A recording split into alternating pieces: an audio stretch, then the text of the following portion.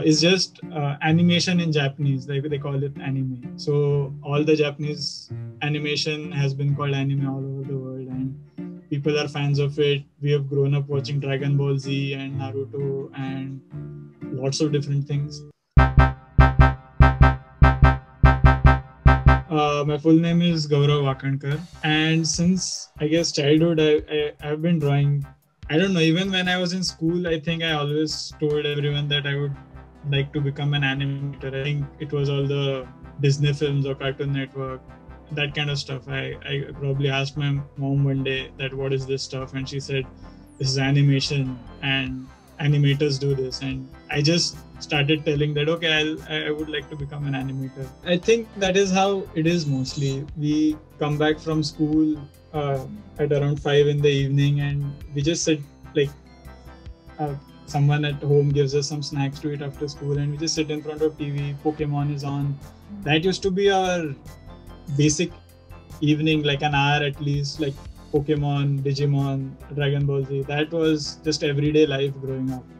So you get inspired by these stories, and through like 11th and 12th, I sort of prepared for the entrance of NID and I got through.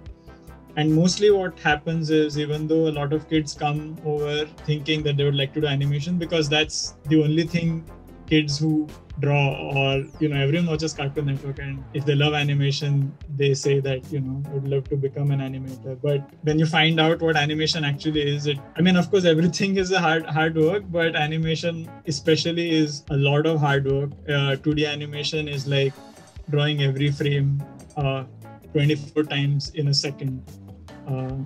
So everything is drawn 24 times every second. So basically I'm just trying to explain that it could have happened that I could have said no, I don't like this thing anymore because this is not what I thought it would be, but luckily it worked out. I actually like doing animation and things just fell into place. The people I met, I actually worked on things that I actually felt like working. I liked it, and so far I would call myself very lucky. There are particular artists that I feel like I want to work with them because I feel like I'm attracted to their art a lot, and sometimes I look at a drawing and I feel like, oh, I would love to animate that. Like just give motion, to add motion to this person's drawing, because I know I can draw in that particular style, but because of Instagram we are connected so closely now. It's very easy to reach out to people. So I like the fact that things are possible. People are nice. They're very helpful in most cases. So I keep building on that. Yeah, in past few years, a lot of opportunities that I've landed have been because I sort of made an effort. I reached out with whatever, a doubt, just to compliment them or just tell them how much I appreciate their stuff. And sometimes they have reached out saying they like my stuff, and then something happens, like people work together. It's not difficult now to just collaborate or work together. So I focused a lot on making sure I get into animation no matter what, but on the same time I ignored a lot of other stuff which was maybe more specific to industrial design, product design, or just material handling stuff. But as I have grown, I have realized that all of those skills are very important, and I wish that I could have, like, if I meet my 16-year-old, I would tell him to just enjoy the entire year, just